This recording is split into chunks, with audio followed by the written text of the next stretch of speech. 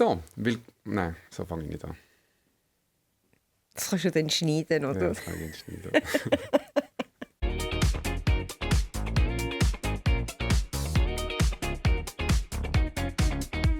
Herzlich willkommen zu einer neuen Episode von Level Up mit der Marianna, Unternehmerin, DJ und Urgestein von der Schweizer Partyszene.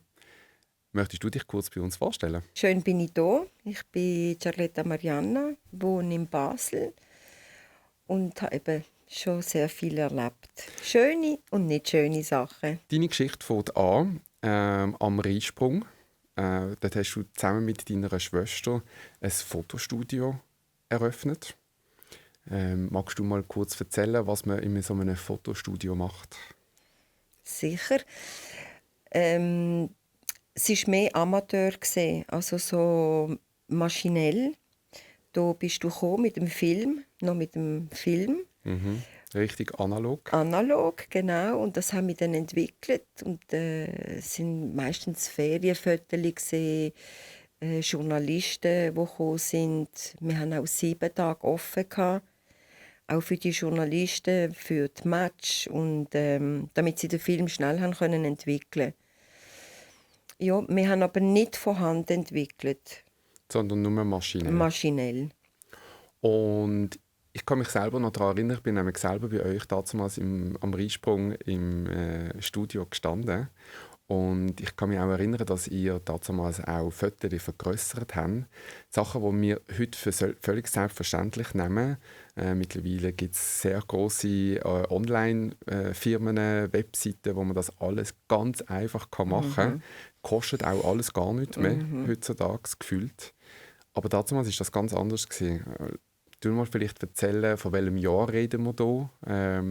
Und wie ist das überhaupt entstanden? Also, wie sind ihr überhaupt dazu gekommen, in das Business hineinzukommen?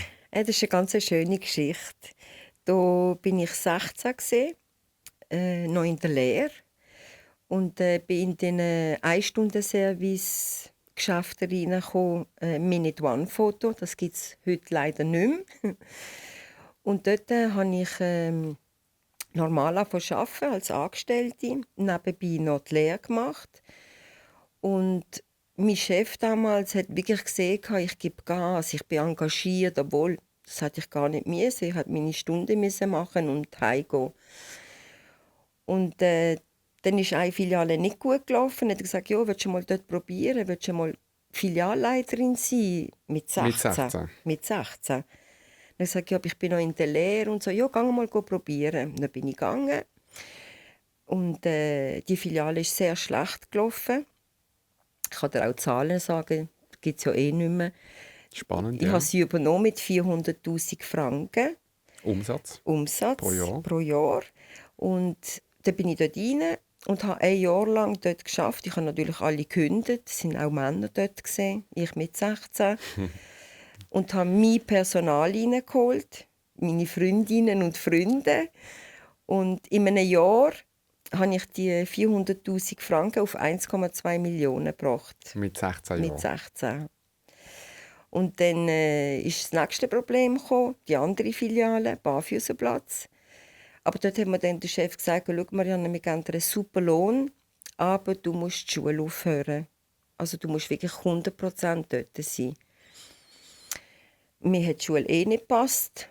Also Also ist dir gerade ich bin entgegengekommen? jemand, der mit Herz schafft. Ich brauche kein Stück Papier. Und habe dann die Schule auch aufgegeben. Ich musste noch ein halbes Jahr machen. Ich habe es voll aufgegeben.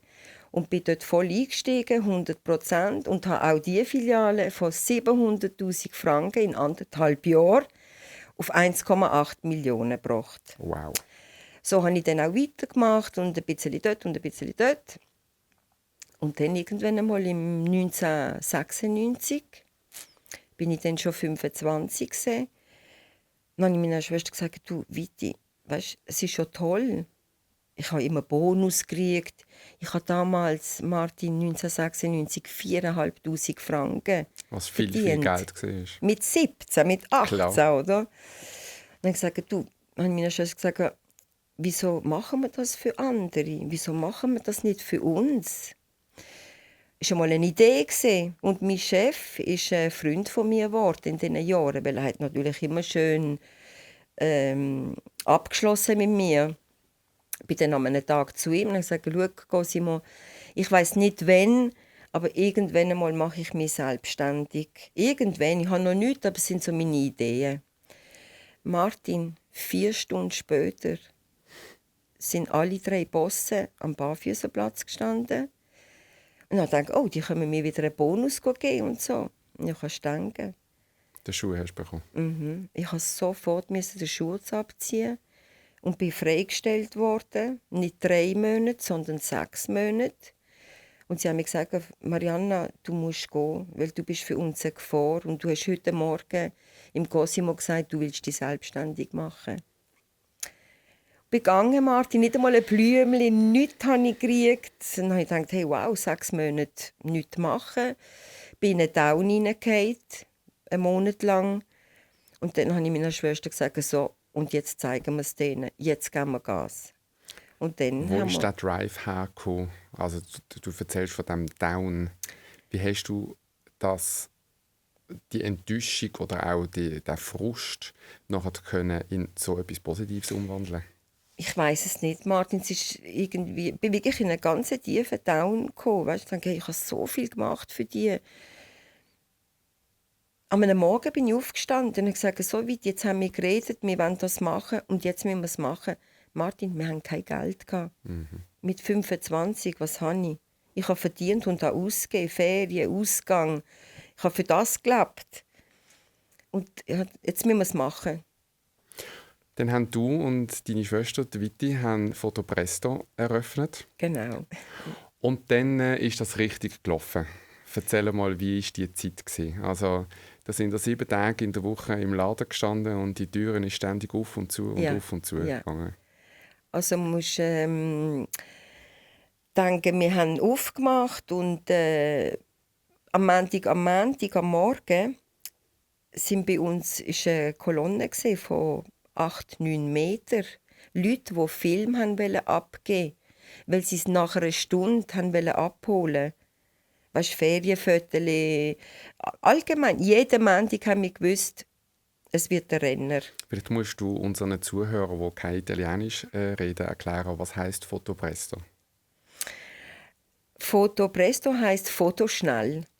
Also das heisst, das war eure Vision gewesen. Genau. Es muss schnell gehen. Ja, genau. Okay. Genau. Und vielleicht auch für die jüngeren Zuhörer, wie kann man sich das vorstellen? Weil heutzutage, wir haben ein iPhone, wir haben ein Telefon, wir machen Fotos, Tausende von Fotos. Sehr selten werden sie überhaupt noch ausgedruckt oder wenn, dann mit einem Fotoalbum. Du uns das einmal erklären, wie war das damals gewesen? Eben, du bist mit dem Film gekommen und die Leute sind dann beim Café Spielmann, das ist am Rheinsprung, wir sind bei den Spielmanns eingemietet gewesen. Die sind dort Kaffee trinken und haben auf die Stunde gewartet, damit sie die Fotos sehen. Das ist das Spannende. Ja. Das ist heute weg. Also ich kann mich noch sehr gut erinnern, ich habe gerade letztens mit meiner Schwester davon gehabt, weil du hast ja, glaube ich, nur 12 Fotos machen auf einem Film, oder 24? 12, 24 oder 36. Genau. Und du hast dir natürlich viel mehr überlegt, was für ein Foto das du machst, weil wenn du einmal abknipst, ist es gemacht und dann hast du nachher nur noch eine gewisse Anzahl übrig. Das ist ja heutzutage ganz anders, wo dann einfach Masse an Fotos kannst machen und dann immer noch rauslöschen kannst. Ja. Und ich kann mich auch noch an die Sensation erinnern, für mich und meine Schwester. Wir sind dann in die kleine Mikro gegangen und haben einen Film gebracht zum Entwickeln.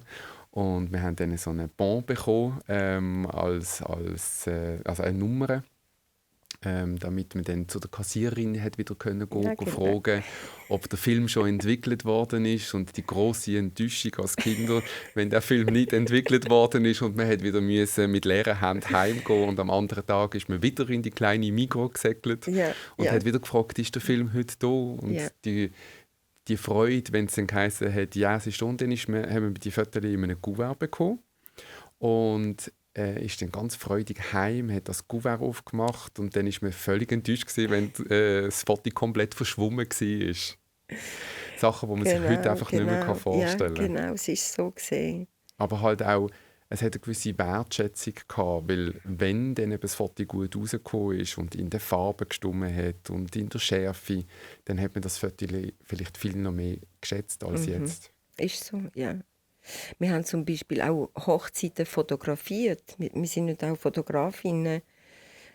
Und dort, Martin, bist du mit dem Film, mit der Hasselblatt fotografieren. Und bei der Ringübergabe, da musste es Klick machen und da musste sitzen. Wie geht man mit so einer Verantwortung um? Weil, wenn es dann nicht passt, die Szene kannst du nicht wiederholen. Also bis schon nach der Hochzeit am Samstag zu oben sind wir nicht heimgegangen. Wir sind direkt in Fotopresto und haben diesen Film entwickelt, um zu schauen, damit wir ein ruhiges Wochenende hatten. Ob es wirklich geklappt hat, hat sie die Augen zugemacht, hat sie eine Grimasse gemacht. Zum Glück ist nie etwas passiert, wir haben sie immer getroffen. Okay. Das hat immer geklappt. Was eben heute einfach durchgeklipst ist und dann hast du 10, 20 Bilder. Ja, es ist halt... Ich habe für die Vorbereitung zu diesem Podcast ein paar Recherchen gemacht und unter anderem eine Zahl herausgeschrieben. 2023 ist der Verkauf von digitalen Kameras von ursprünglich 120 Millionen weltweit auf mittlerweile nur noch 7,7 Millionen zurückgegangen. Also das heisst, die Entwicklung, die ist gekommen. Habt ihr das irgendwann gespürt? Wie habt ihr das gespürt? Also ich nehme an, da hat es auf einmal nicht mehr eine 8 Meter lange Schlange am Montag am Morgen gehabt. Also 1997 bis 2001 haben wir Geld verdient. Und dann sind plötzlich, wir haben zum Beispiel Manor, Hoffmann La Roche, Novartis, das sind alles unsere Kunden gewesen. Und die haben sich dann eben so eine digitale Maschine gekauft, so die kleinen, wo du dann den Stick rein tust und kannst deine Bilder entwickeln. Und das haben wir dann ganz, ganz stark gespürt. Wie kann man denn das akzeptieren? Also, dass man die Marktveränderung man spürt sie kommt auf einem zu, man macht trotzdem alles richtig und trotzdem geht es irgendwie, also wird es rückläufig. Du musst reagieren, sonst bleibst du stehen. Und wie haben wir reagiert? Dann haben wir halt reagiert und haben gesagt, ja, jetzt kaufen wir uns halt die digitale grosse Entwicklungsmaschine. Das ist 250.000. Und so haben wir dann auf der linken Seite Riesprung, Fotopresto. Und auf der rechten Seite haben wir nochmal einen Laden gemietet und der heisst DigiPresto. Okay. Digital schnell und links Fotoschnell. Und so sind wir wieder mit der Zeit gegangen. Aber es ist recht zurückgegangen. Die Arbeit ist dann, also 50% weniger Arbeit haben wir gehabt. Und irgendwann ist es zu wenig gewesen. Und irgendwann einmal ist es zu wenig gewesen, wo sie dann angefangen haben mit dem Telefon zu kommen. Also, gell, das ist dann passiert im 2007. Wir haben schon noch 7 Jahre mitgehalten. Wir haben unseren Lohn beziehen, alles zahlen.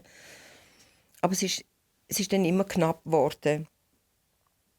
Ja, und dann haben wir auch reagieren im 2010, 11. Was machen wir? Machen wir weiter? Es war dann auch nicht mehr die Fotografie, die wir gelernt haben. Die Leute sind mit dem Stick gekommen, die Leute sind mit den Nadeln gekommen. Also mir hat es dann nicht mehr gefallen. Und eben, wie du erwähnt hast, das Einkommen ist dann halt auch immer weniger geworden. Ja. Und dann irgendwann haben wir reagiert und du hast dich dann entschieden, wahrscheinlich in Absprache mit deiner Schwester, dass du austrittst. Genau. Kannst du dich noch an diesen Moment erinnern? Ja, sehr. Also es hat mich schon lange beschäftigt. Ich wollte der Viti nichts sagen, weil Fotopresto sind wir gesehen. Wir haben auch in den 20 Jahren, wo wir das Fotopresto zusammen hatten, haben wir einmal gestritten, Martin. Sonst, wer Geld gebraucht hat, hat einfach genommen. Nicht «du hast genommen, jetzt muss ich nehmen». Es hat alles gestimmt. Und an einem Morgen bin ich arbeiten und dann ist so eine Kundin reingekommen, weder «Grüezi» noch «Guten Morgen», lenkt mir das Telefon auf die Theke, «Mach Foto, ich Foto hier». Und dann habe ich so angeschaut und gesagt, hey, wo bin ich da? Das habe ich dann auch gemacht, alles. Ich habe die Fotos entwickelt und dann so habe ich meiner Schwester gesagt, Viti, ich muss austreten, weil es macht mir keinen Spass mehr. Es regen mich alle auf, eben wenn sie so kommen. Und ich übergebe dir das Fotopresto. Und wie war die Reaktion? Ja, weißt du, es ist auch nicht so gut gelaufen. Also, ich habe einmal geschafft und habe mir keinen Lohn genommen. Wir mussten etwas machen, wir hätten nicht so weiter machen. Erzähl mir, wie ist das Gefühl, wenn man zugunsten von der Schwester aus dem raustritt, wo man ein Leben lang aufgebaut hat? Traurig. Das ist schon traurig. Ich bin schon noch gegangen. Weißt, ich bin schon noch gegangen. Zum Beispiel grosse Vergrösserungen, so 1,20 Meter auf 3 Meter Platz. Die habe ich gemacht, weil die musste man aufziehen. Das war mein Bereich. Und dann bin ich immer noch gegangen. Ich habe einfach nichts genommen. Und dann im 2016 war mein Bruder sehr schlecht weg. Nach einer langen Krankheit. Ich bin dann vom Fotopresto austreten und habe eigentlich meinen Bruder in den Tod begleitet. 1,5 Jahre. Habe ich gar nichts gemacht. Also ich habe von meinem Ersparten gelebt.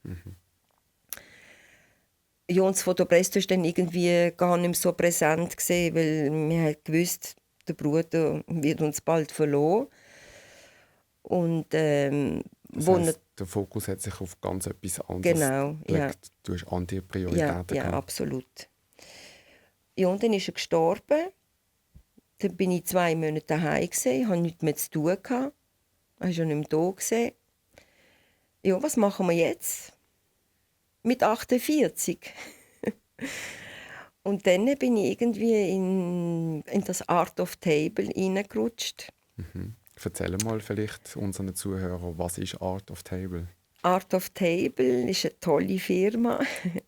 Wir verkaufen alles, was ein Restaurant braucht. Von Geschirr zu Servietten, Takeaway, Zubehör, alles Mögliche. Also alles, was ein Restaurant braucht. Vor allem Porzellan Premium. Schöne Teller, farbige Teller. Also wenn du in ein Restaurant gehst in Basel und siehst farbige Teller, sind sie von dir? 90% sind sie von Art of Table. Und jetzt denkt man vielleicht, das ist komplett ein anderes Business im Vergleich zu Fotopresto. Aber so fern ist es eigentlich gar nicht, weil ich sage jetzt einmal, du hast immer noch das Thema Ästhetik, das Kundengespräch, die Beratung. Also eigentlich ist einfach das Produkt, das gewechselt hat, aber du hast eigentlich dich gar nicht so verändert. Nein.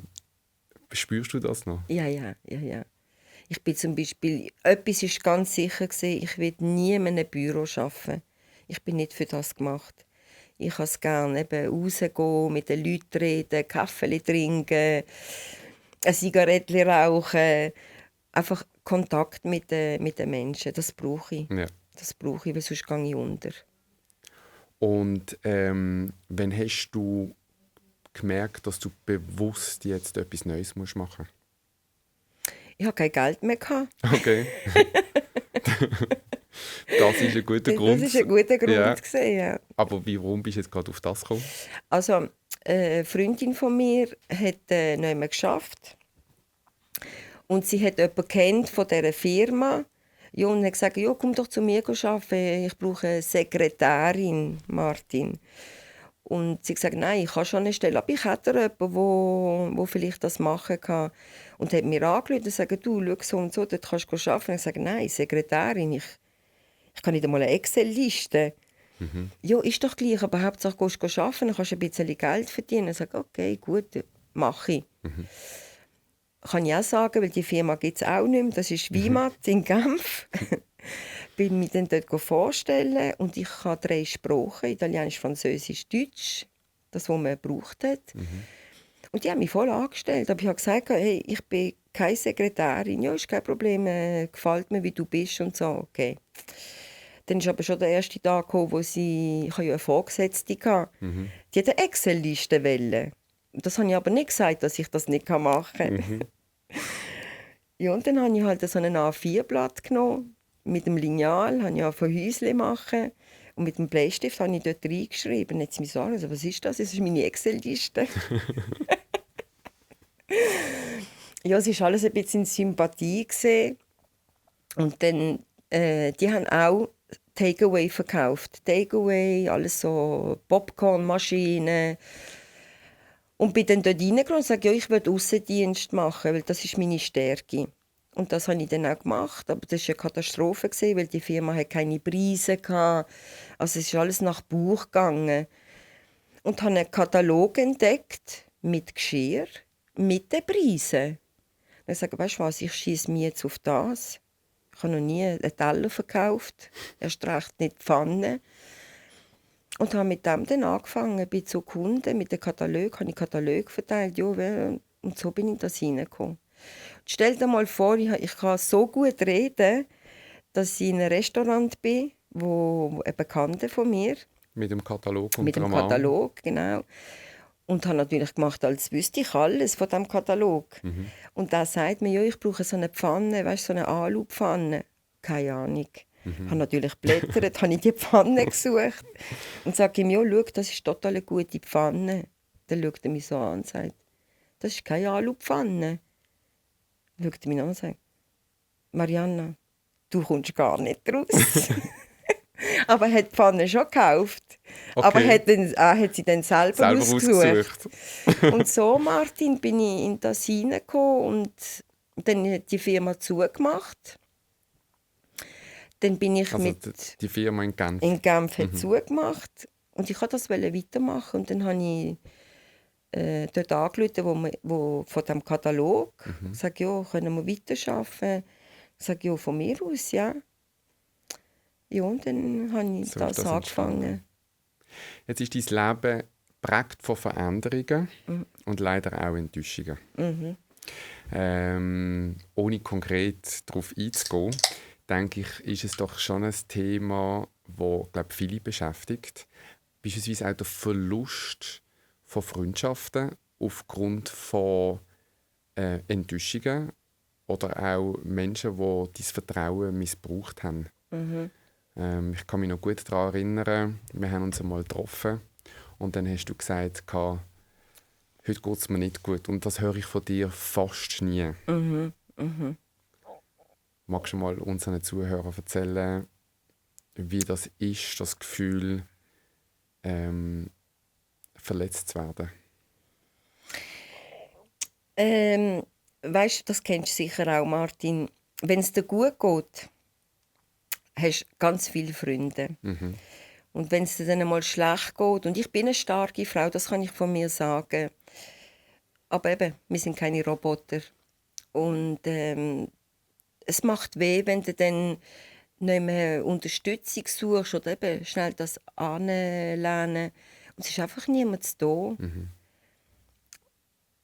Und ja, es ist nicht so schön. Hat es einen Moment gegeben, der dich besonders geprägt hat, wo du vielleicht auch einen finanziellen Verlust hast müssen tragen? Ja, eben, wenn es dir gut geht, hast du viele Freunde. Mein Haus war offen für jeden. Und sind rein, raus. Wir waren so eine Zehnergruppe.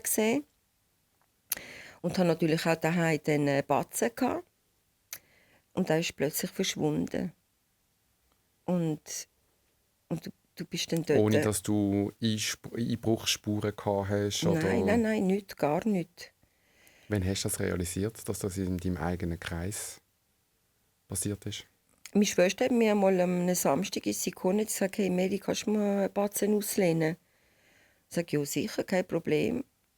Ich bin dort hin und Ist nicht mehr da gewesen? gar nichts, ich war dort. Nicht irgendwie das Etwas Geld hat abgezwackt, gefehlt. ja. sondern alles ist weg gewesen. Und das ist ganz, ganz traurig.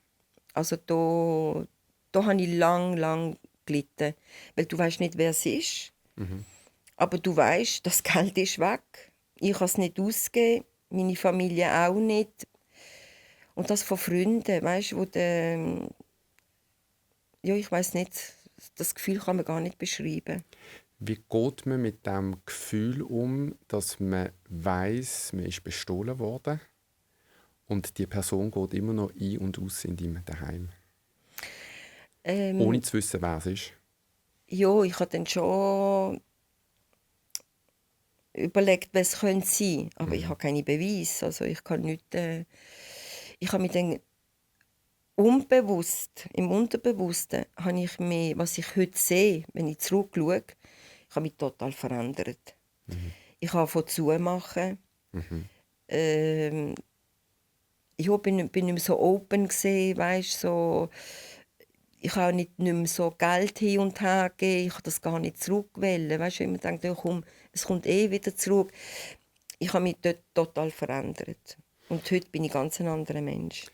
Wie hat sich das Verhältnis zu Freundschaften allgemein bei dir verändert? Die Freundschaften, die sind alle kaputt gegangen. Okay. Mit der Zeit. Es ist natürlich dann mehr passiert und mehr. Ich habe alles Das ist eigentlich der abbrechen. Anfang vom Ende. Ja, genau. Ja. Leider. Weil es war eine tolle Zeit gewesen. Wie tust du heute Freundschaften bilden? Bist du vorsichtiger geworden? Sehr, sehr, Martin. Ich muss dir ganz ehrlich sagen, ich glaube gar nicht mehr an diese Freundschaften. Weißt du, wie vor 30, 40 Jahren. Es ist heute so, ich weiß nicht, vielleicht bin ich altmodisch jetzt, oder ich sehe, das ist alles ein bisschen ein Profit. Weißt du, wenn es dir gut geht, eben so wie ich gesagt habe, dann ist alles tipptopp. Und wenn es dir mal nicht so gut geht, sind die gar nicht da. Weißt du, die fragen dich ja gar nicht. Heutzutage fragst du, wie geht's? Das interessiert einem gar nicht, wie es dir geht. Das ist schon wieder eine andere Frage. Ja. Und mit dem habe ich schon ein bisschen Mühe. Das bringt mich eigentlich gerade zum nächsten Thema. Das war ein perfekter Übergang. Jetzt bist du seit über 3 Jahrzehnten Teil von der Schweizer Clubszene. Und man sagt ja immer so schön, früher war alles besser. Ist das so? Ja. Ja. Was war besser früher? Treffpunkte. Man hat sich mehr wahrgenommen. Weißt, man hat sich in die Augen geschaut, wenn man geredet hat. Jetzt rede ich schon so. Ja, alles klar. Ja. Freundschaften. Man ist zum Beispiel am Wochenende essen. In Pizzeria. Und man hat gelacht dort. Man hat zugelassen. Alle haben zugelassen, wenn jemand geredet hat. Das ist heute nicht mehr der Fall. Ich, der selber ja auch in der Clubszene bin natürlich neugierig. Wie war Ausgang früher? Toll. Ja. Was hat sich verändert? Wie war es früher? Was fehlt heute? Ja, früher sind ja das Treffpunkte gesehen. Man hatte ja nichts gehabt. Du hast richtig auf einen Freitag gewartet für den Ausgang. Du hast dich schön gemacht, weißt, so mit Blüsle und Blazer. Hast du dich rausgeputzt? Hast dich rausgeputzt und hast gehofft, dass dort eben die sind, die du willst treffen. Das ist heute nicht mehr so. Heute machst du alles Insta, mit Telefon. Was ist schwieriger? Gute Partys zu organisieren oder die Leute überhaupt noch zu erreichen? Die Leute zu erreichen. Okay. Absolut. Heute, Martin, wenn ich noch Partys mache, ich mache ja nicht mehr so viel, muss ich den Leuten sagen, hey, komm doch bitte, schau, ich gebe dir ein Gratis-Ticket. Nicht einmal dann kommen sie. Und früher hat man gewusst, ich habe zum Beispiel eine Party 15 Jahre lang gemacht.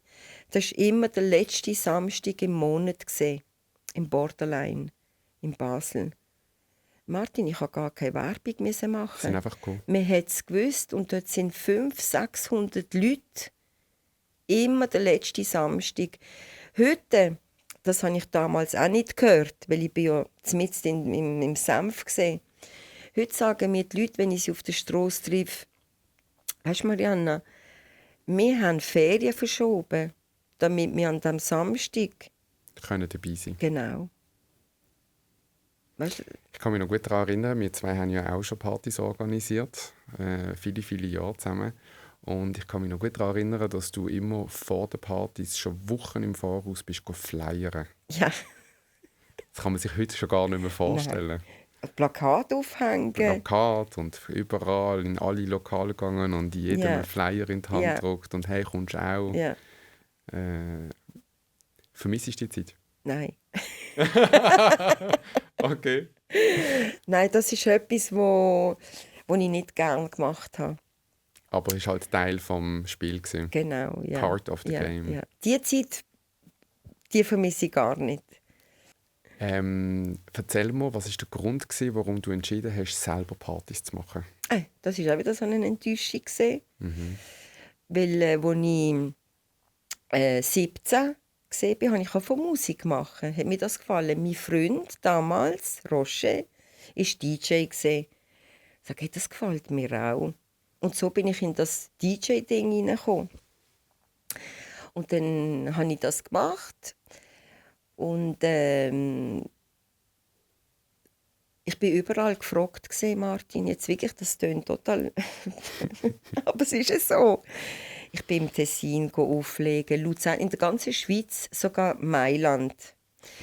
Und dann hat es 2 Frauen gehabt, die haben einen Club gehabt, haben gesagt, ja, komm da auch Musik machen jeden Sonntag und so, habe ich dann auch gemacht.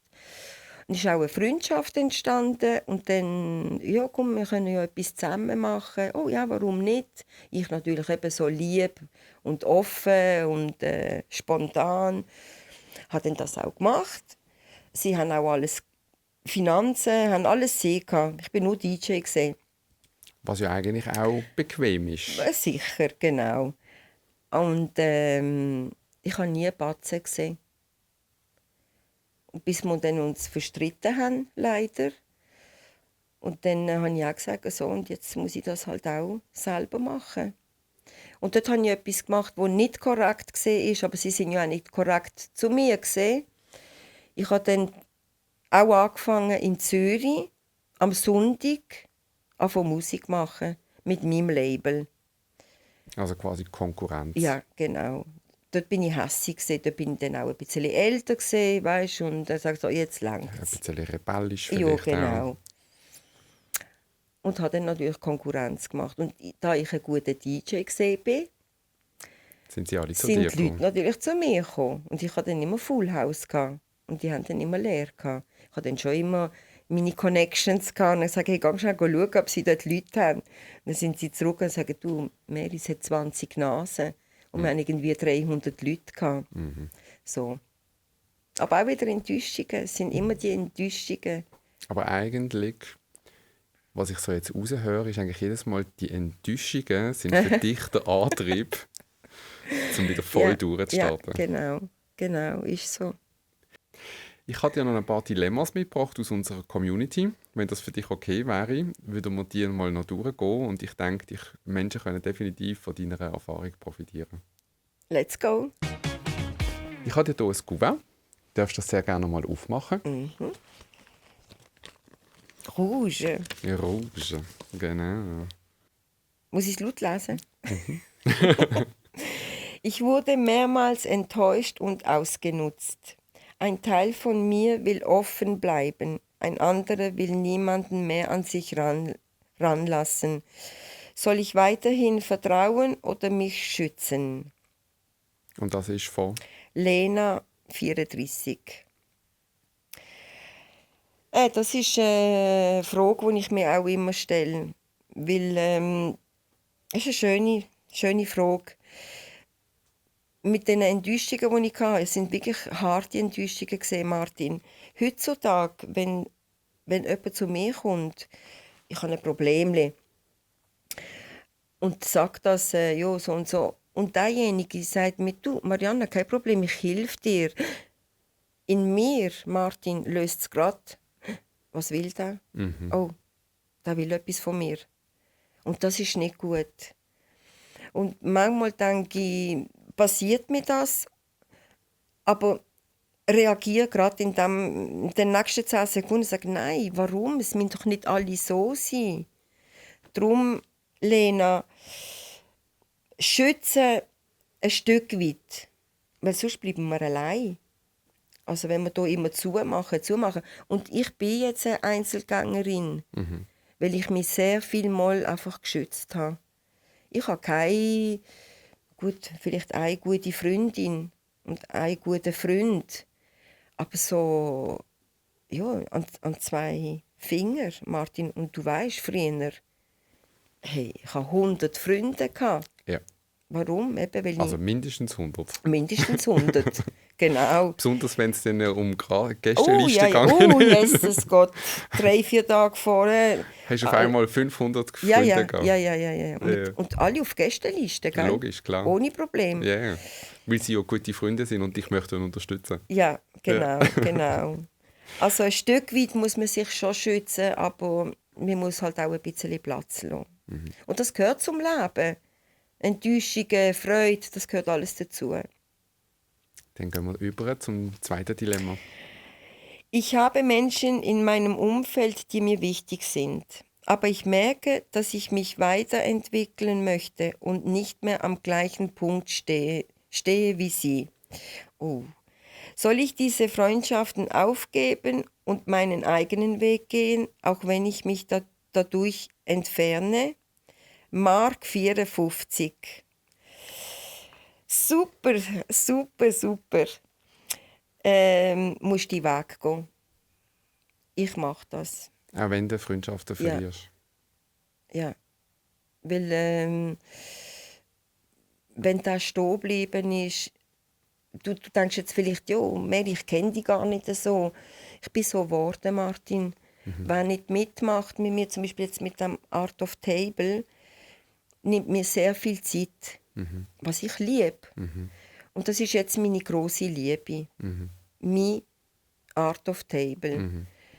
Und wer nicht Verständnis dafür Und hat. wer nicht Verständnis hat für das, sorry, so leid es mir tut, ich muss weiter. Ich gehe jetzt diesen Weg. Meine Mami hat immer gesagt, te lo dico in italiano, ti piace la bicicletta? Sì, e adesso pedala. Übersetzt, gefällt das Velo? Ja, dann tritt jetzt in Pedal. Ja, genau. Und das mache ich. Ja. Solange es mir gefällt. Darum, liebe Marc, also, gang weiter. Nicht stehen bleiben. Nein. Du musst ja nicht streiten mit diesen Leuten. Aber eben, du gehst links, ich gehe rechts. Es geht nicht. Und dann eben 54. Zum Abschluss. Mit all deiner Erfahrung, was ist ein guter Ratschlag, den du möchtest weitergeben möchtest? Was hat dein Leben gelernt? Was für einen Tipp hast du für unsere Zuhörer, damit sie es besser machen? Also ich sage, bleib immer so, wie du bist. Füße am Boden. Und mit dem kommst du einfach weiter. Ehrlich, vor allem Füße am Boden. Und nicht aufgeben. Und nicht aufgeben, nein, Gottes Willen. Never, never, never. Und viele Menschen, die mich kennen, mir geht es ja finanziell nicht so schlecht, haben mir auch gesagt, weißt du, Mary, früher, wo du gar nichts gehabt hast, bist du so gewesen. Heute, wo du ein bisschen mehr hast, bist du immer noch gleich. Darum, ich sage das wirklich allen, jung, alt, ich rede von mir, bleibt so, wie ihr sind. Und glaubt an euch. Ja, das absolut. Ja. Danke vielmals, dass du uns hast teilhaben an deiner Geschichte. Eine grosse Inspiration für andere.